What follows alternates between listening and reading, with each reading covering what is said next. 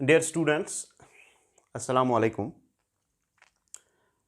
Today we are going to discuss the chemical bonding, one of the important topic of inorganic chemistry as well as organic chemistry. Chemical bonding जो है periodicity तो आपने already पढ़ा है। अब हम chemical bonding की तरफ मूव करते हैं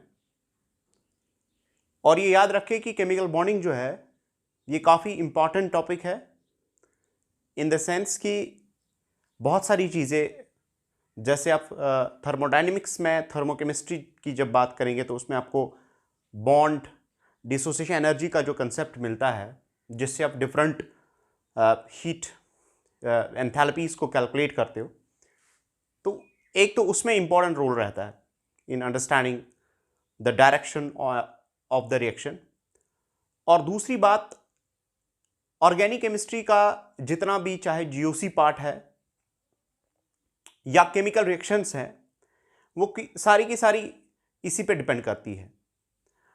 तो जितना आपको इसका बेटर अंडरस्टैंडिंग होगा उतना आपके कंसेप्ट्स क्लियर हो जाएंगे।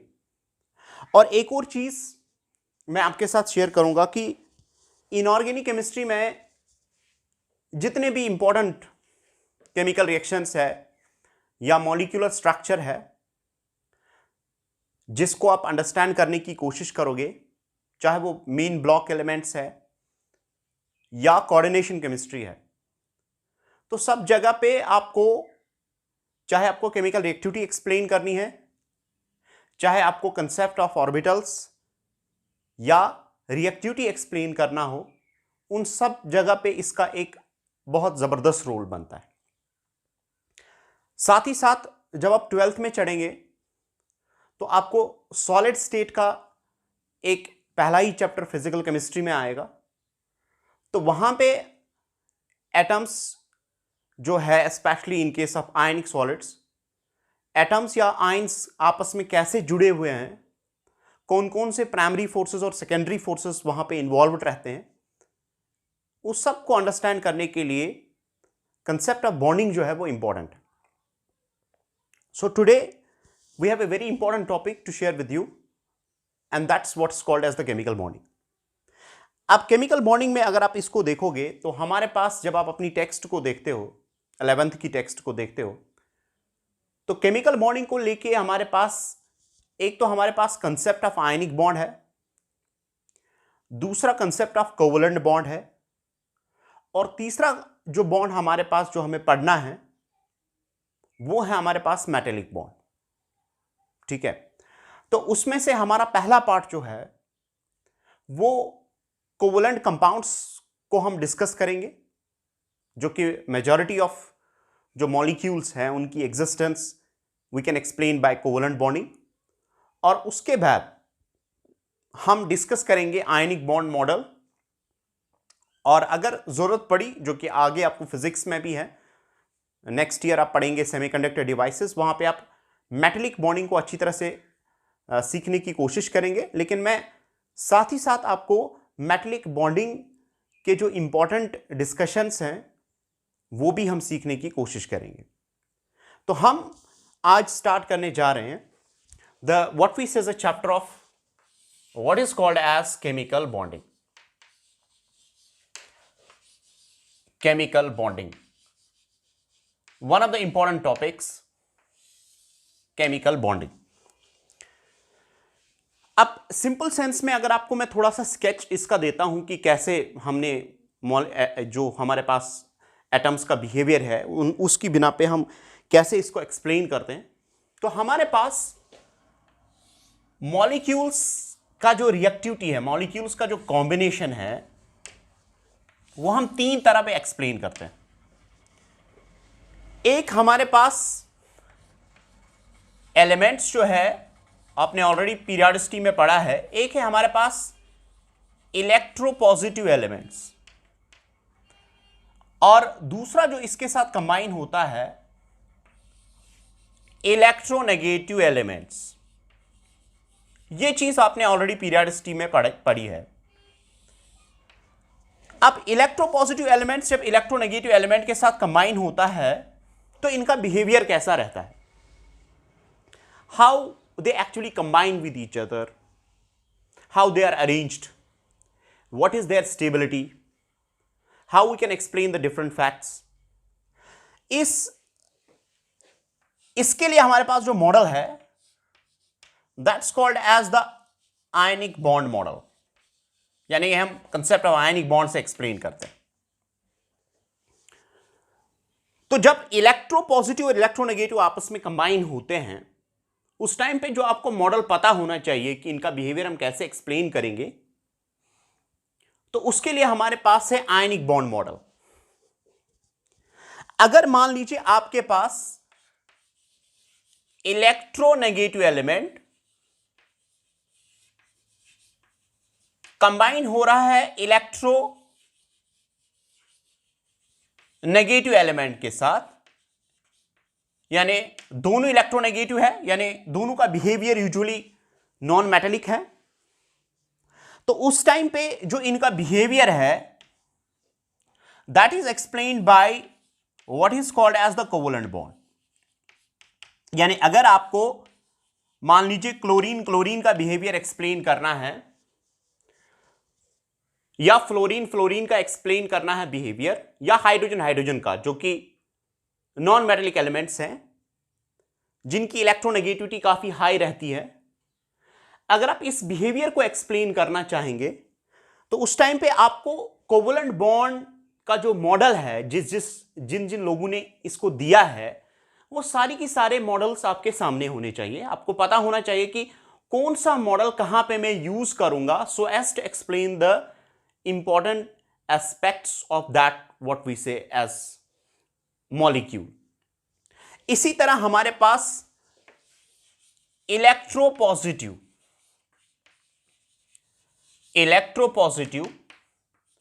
एलिमेंट्स कंबाइन होते हैं इलेक्ट्रोपॉजिटिव एलिमेंट्स के साथ, यानी आपके पास आयरन के साथ जुड़ा हुआ है, या एल्युमिनियम के साथ जुड़ा है, या पोटेशियम के साथ जुड़ा है, या सोडियम के साथ जुड़ा है।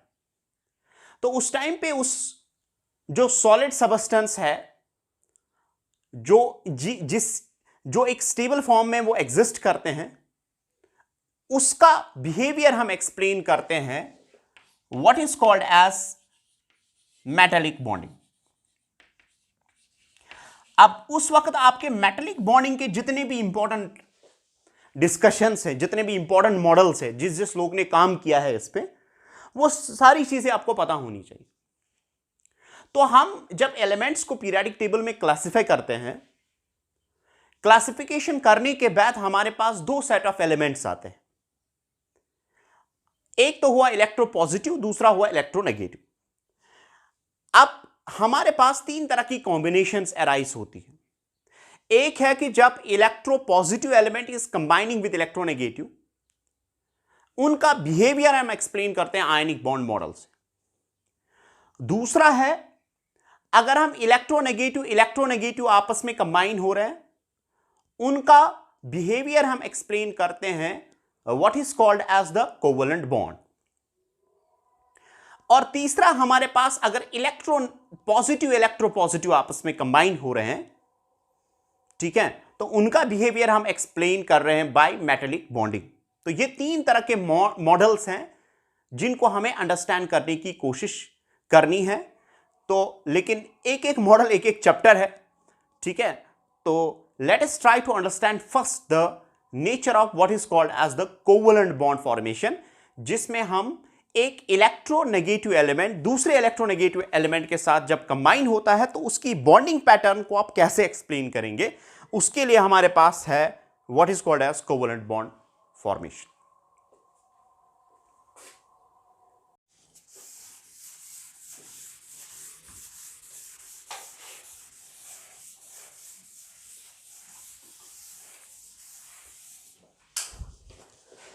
Now let's try to understand the important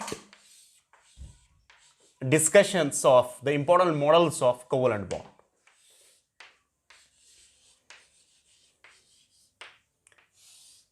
covalent bond.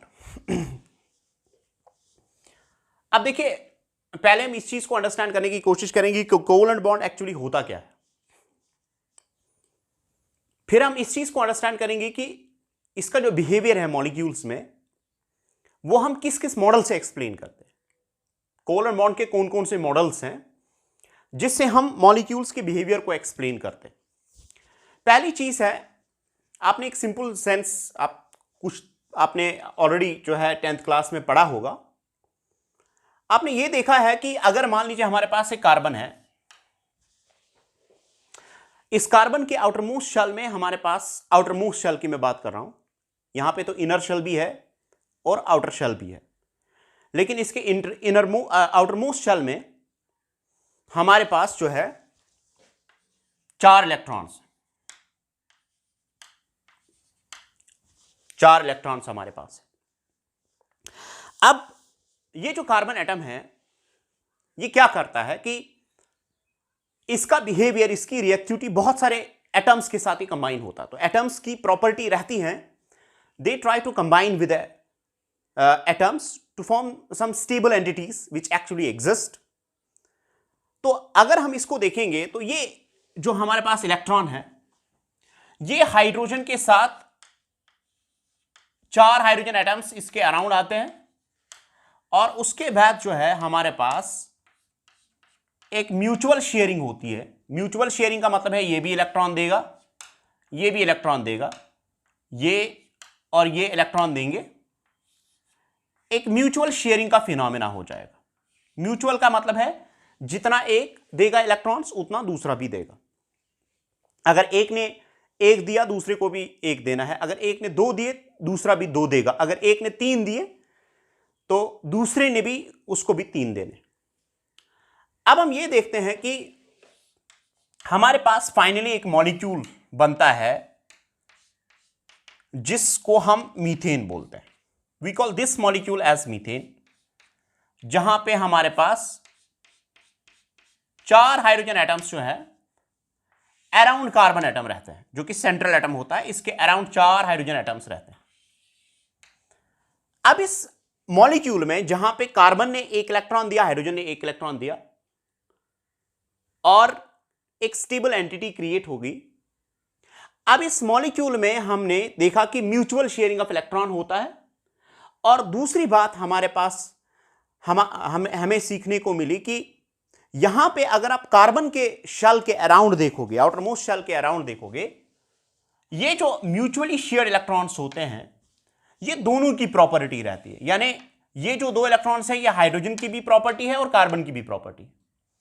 ये हाइड्रोजन की भी प्रॉपर्टी है और कार्बन की भी प्रॉपर्टी। यानी अब आप ये नहीं बोल सकते, you can not distinguish these electrons. Now you can not say this electron is belonging to carbon and this is belonging to hydrogen. No, जब इनका म्यूचुअल शेयरिंग होता है तो दोनों इलेक्ट्रॉन्स पे दोनों एटम्स का इक्वल कंट्रोल रहता है and they become indistinguishable. You cannot say at that time that this is an electron of carbon and this is an electron of hydrogen. No, they become actually indistinguishable and they are actually the property of both.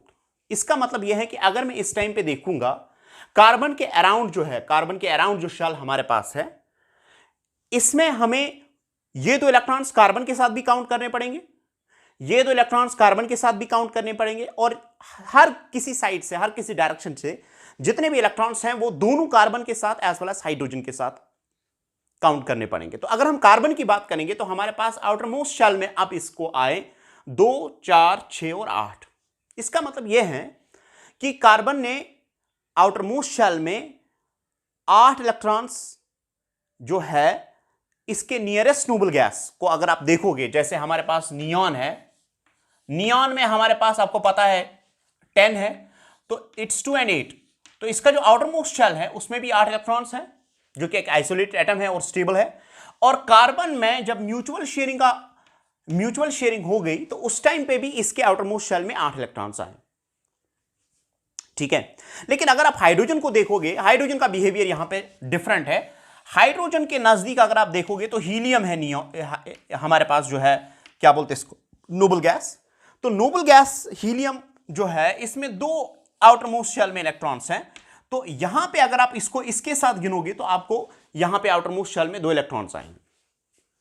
तो इसका मतलब यह है कि हमारे पास it has become like helium and this is becoming like what we say as a neon. So elements जो है, हमने पहली चीज सीखी कि कोवलेंट बॉन्ड में म्यूचुअल शेयरिंग ऑफ इलेक्ट्रॉन्स होती है, और दूसरी बात हमने ये देखा कि एलिमेंट्स जो हैं वो अपने ऑक्टेट्स या डुप्लेट्स को कंप्लीट करना चाहते हैं।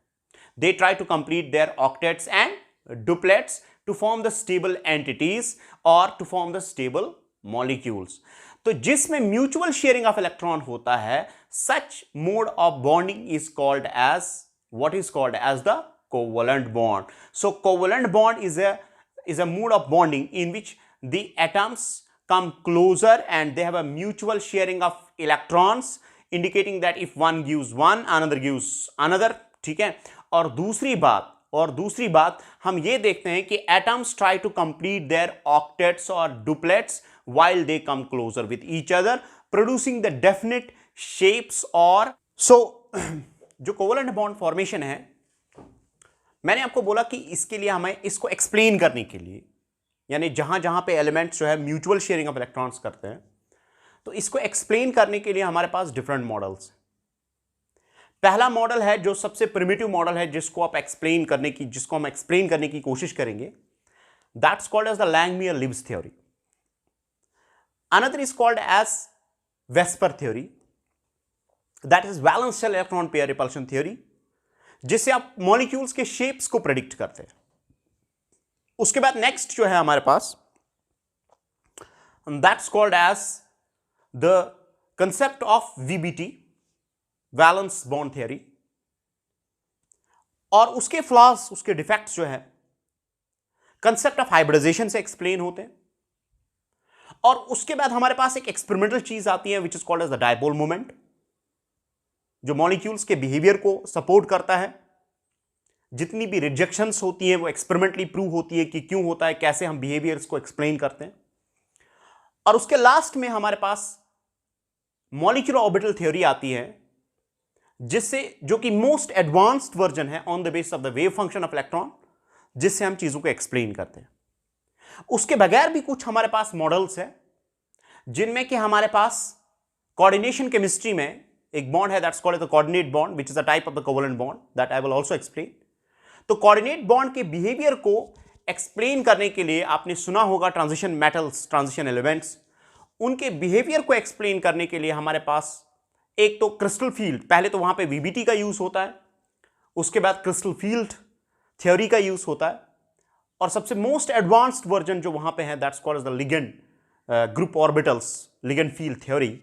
ठीक है, जो कि मोस्ट एडवांस्ड वर्जन है on the basis of symmetry, जिस पे हम एक्सप्लेन करते हैं different important this molecules and all that. Now we are discussing covalent bond, and in that I told you that we are the first version of this, that's called as Langmuir-Lewis concept.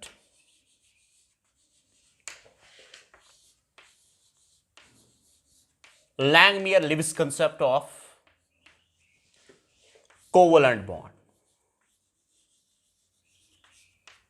Langmuir-Lewis concept of covalent bond.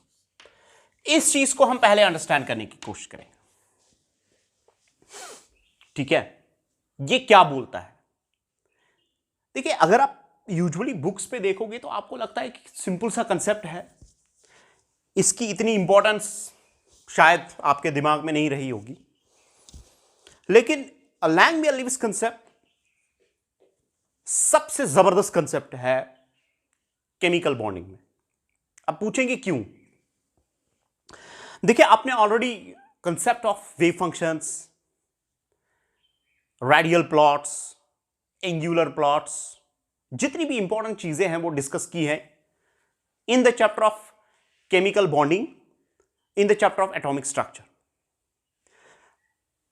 लेकिन इन दोनों जब Langmuir-Lewis का concept आया, उस time पे quantum mechanics जो थी जो ये वेव फंक्शंस का कंसेप्ट था, जो हेजनबर्ग्स अनसर्टेनिटी प्रिंसिपल था, उनका कहीं पे वजूद ही नहीं था।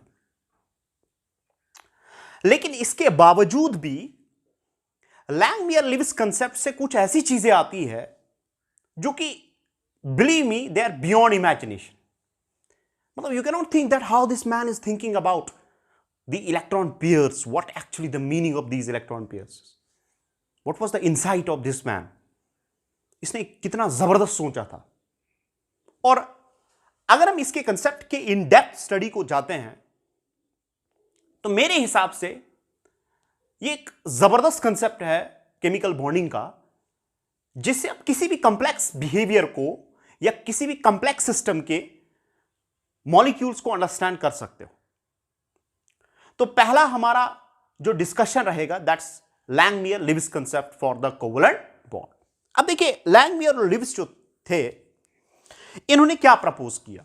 पहले लिविस हमारे पास था।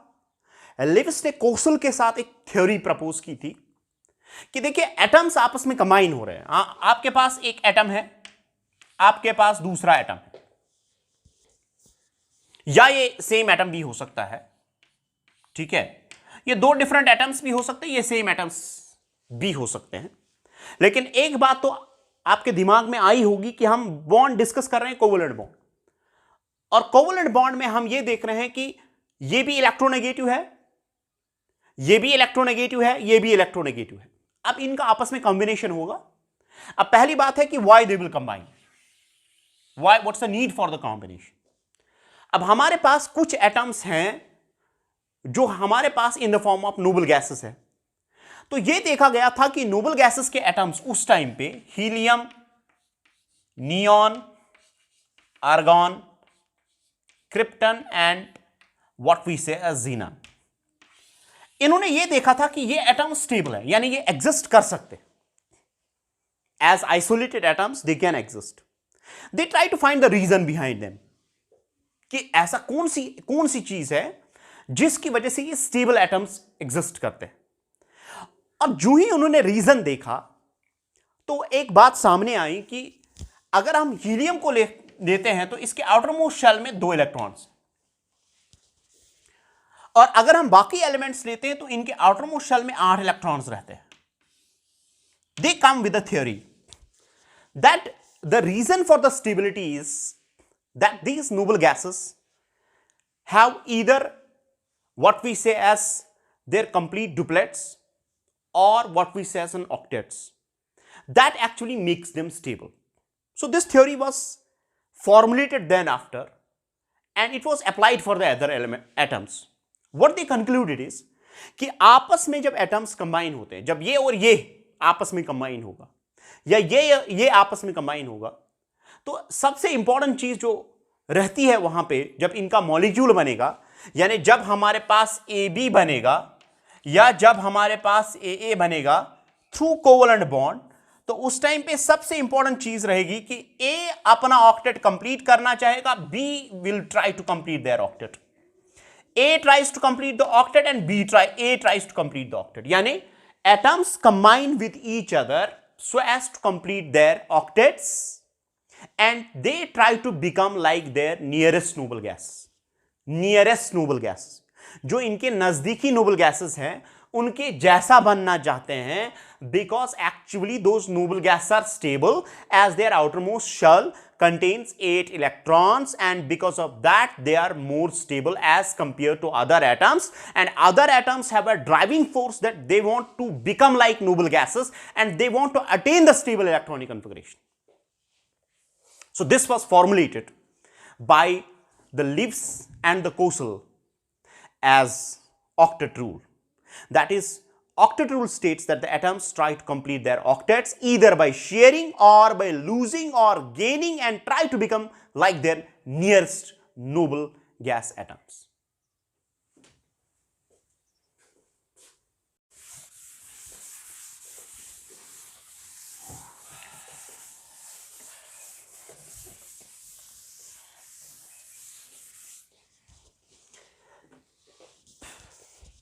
अब यहां पे अगर आप इस चीज को देखना चाहेंगे तो let's try to find out देखिए म्यूचुअल शेयरिंग का क्या मतलब है और उन्होंने एटम्स को कैसे डिफाइन किया। हमारे पास मान लीजिए फ्लोरीन, इसका एटॉमिक नंबर क्या है 9। 9 का मतलब है कि इसके इनर मोस्ट शेल में 2 इलेक्ट्रॉन्स होंगे और आउटर मोस्ट शेल में हमारे पास 7 इलेक्ट्रॉन्स होंगे। हम जल्दी आएंगे -2s पे 2p पे। तो अगर हमारे पास दूसरा फ्लोरीन एटम है 2 and 7, तो पहली बात देखिए क्या करना है आपको। सबसे पहले आप फोकस करेंगे आउटर मोस्ट शेल में। आउटर मोस्ट शेल ये हो गई, आउटर मोस्ट शेल ये हो गई, और आउटर मोस्ट शेल में अगर आप फ्लोरीन के केस में देखोगे तो 7 इलेक्ट्रॉन्स हैं। तो 7 इलेक्ट्रॉन्स को लिविस ने ऐसे डिस्ट्रीब्यूट किया। इसने बोला कि electron around an atom can be represented by dots और crosses, but they should be in pairs. This was a very, very important fact that he has actually derived without quantum mechanics. So he said like this, हम पहले एक pair को देते हैं, फिर दूसरी pair को देते हैं, फिर तीसरी पेयर को देते हैं, और अब हमारे पास 7वां इलेक्ट्रॉन जो है वो ऐसे रहेगा। ठीक है। इसी तरह अगर हमारे पास दूसरा फ्लोरीन एटम है, ये 2 इलेक्ट्रॉन्स हो गए, ये 2 इलेक्ट्रॉन्स हो गए, ये 2 इलेक्ट्रॉन्स हो गए, और इसका 1 इलेक्ट्रॉन ऐसे रहेगा। अब माजरा यहां पे क्या है, अगर मान लीजिए फ्लोरीन के साथ इंटरेक्ट करता है, ठीक है, इसके पास भी और इलेक्ट्रॉन 1 है, इसके पास भी और इलेक्ट्रॉन 1 है, दोनों की टेंडेंसी एज पर लिव्स है that they actually want to complete their octet. So what will happen for the completion of octet? will go as like this. अब हमारे पास फ्लोरीन मैं 2 इलेक्ट्रॉन्स को ऐसे, 2 इलेक्ट्रॉन्स को ऐसे, 2 इलेक्ट्रॉन्स को ऐसे, अब 1 इलेक्ट्रॉन एक फ्लोरीन ने दिया और दूसरा इलेक्ट्रॉन दूसरे फ्लोरीन ने दिया, एक कॉमन रीजन में आता है, यानी हमारे पास ये 2 इलेक्ट्रॉन्स एक कॉमन रीजन में आते हैं दैट बिलोंग्स टू बोथ। ठीक है, वो दोनों की प्रॉपर्टी होगी, उस रीजन पे दोनों का कंट्रोल होगा। और उसके बाद जब ये 2 इलेक्ट्रॉन्स एक कॉमन रीजन में आएंगे तो इस 2 इलेक्ट्रॉन्स एक कॉमन रीजन में आने की वजह से एक बाइंडिंग फोर्स डेवलप करेगा इन 2 एटम्स के बीच में, and that binding force actually उससे क्या होता है, उस बाइंडिंग फोर्स से एक्चुअली इन एटम्स की एनर्जी डिक्रीज कर जाती है। अब कैसे डिक्रीज कर जाती है, that's an important thing to be discussed. अब उसके बाद हम इस मॉलिक्यूल को ऐसे रिप्रेजेंट करते हैं। अब अगर हम देखेंगे, पहले अब ऑक्टेट रूल पे आते हैं। अब ये जो 2 इलेक्ट्रॉन्स हैं which are placed in a common region, these are indistinguishable electrons. उसका मतलब क्या है? इसका मतलब यह है कि अब आप इनको डिस्टिंग नहीं कर सकते, आप इनको डिफरेंशिएट नहीं कर सकते। ये 2 इलेक्ट्रॉन्स इसके साथ भी काउंट करने हैं, ये 2 इलेक्ट्रॉन्स इसके साथ भी काउंट करने हैं किसी भी मोमेंट पे। इसका मतलब यह है कि अगर ये है, इसको हम बॉन्ड पेयर बोलते हैं। बॉन्ड पेयर का मतलब है this is the property of this as well as this is the property of this, and both have the equal control. Both have equal control. That was also a very, very important point that was given by the Lewis. Otherwise, आगे जाके आपको पता चलेगा कि equal control होता है कि नहीं होता है, वो आपको आगे जाके पता चलेगा। लेकिन यहां पे Lewis believe करता है कि bond pair is a property of both the atoms and that too the equally irrespective of the electronegativity. चाहे दूसरा एटम डिफरेंट भी हो, मेरी बात याद रखे, चाहे दूसरा एटम अगर डिफरेंट भी हो, उसके बावजूद भी ये जो बॉन्ड पेयर है, it's the property of both and that too equally. That was actually meaning of the equal sharing. बात समझ में आ रही? अब अगर हम इसको काउंट करेंगे इसके साथ, तो इसका मतलब है 2, 4, 6 और 8, और इस पेयर को हमें इसके साथ भी कंट्रोल ये काउंट करना है। इसका मतलब है 2, 4, 6 और 8। बात समझ में आई? अगर ये हीटेरियो एटम भी होता तब भी, अगर यहां पे हीटेरियो एटम होता तो कोई दूसरा एटम होता, हाइड्रोजन होता। ठीक है, हाइड्रोजन के केस में we have to complete the duplet because they try to become the like nearest noble gas which is the helium. अब फ्लोरीन का नियरेस्ट नोबल गैस कौन है? हमारे पास नियॉन है, तो fluorine is becoming like neon, this fluorine is becoming like neon, तो they are trying to become like nearest noble gases. ठीक है, अब इसको भी 8 आए, इसको भी 8 आए, इनका ऑक्टेट कंप्लीट हो गया, ऑक्टेट कंप्लीट हो गया। अब अगर ऑक्टेट कंप्लीट हो गया तो इसका थोड़ा अरेंजमेंट इन्होंने दे दिया कि ये 8 इलेक्ट्रॉन्स अराउंड दिस एटम कैसे रहते हैं। They tell actually they remain in an cubical arrangement. They try to remain in what arrangement? Cubic, which was later on proved as actually उस पर बहुत सारी चीज़ें फिर कंट्रोवर्शियल आई, उन्हें बहुत सारी चीज़ें जो है वो मतलब उसके बाद एक्सप्लेन की गई। तो मसला यहाँ पे ये है कि इसने भी ऑक्टेट कंप्लीट किया, इसने ये भी नियॉन के जैसे बना, ये भी neon, because neon is the nearest noble gas. अब दूसरी बात इंपॉर्टेंट जो है, इसको मैंने बोला कि it's called as the bond pair, it's called as the bond pair. लेकिन अगर आप बॉन्ड पेयर और लोन पेयर को कंपेयर करोगे तो लोन पेयर पे, ये हमारे पास लोन पेयर है, इस पे इसका कोई कंट्रोल नहीं होगा। ये lone pair, this will be wholly and solely controlled by a single atom, while as this bond pair will be controlled by the two atoms. But what importantly he said is like this: electron stays in the pairs, whether it's a bond pair or lone pair. And lone pair is differentiated from bond pair in the sense it is attracted only by the single atom, while as the bond pairs is attracted by the two atoms, that too simultaneously. Is it clear?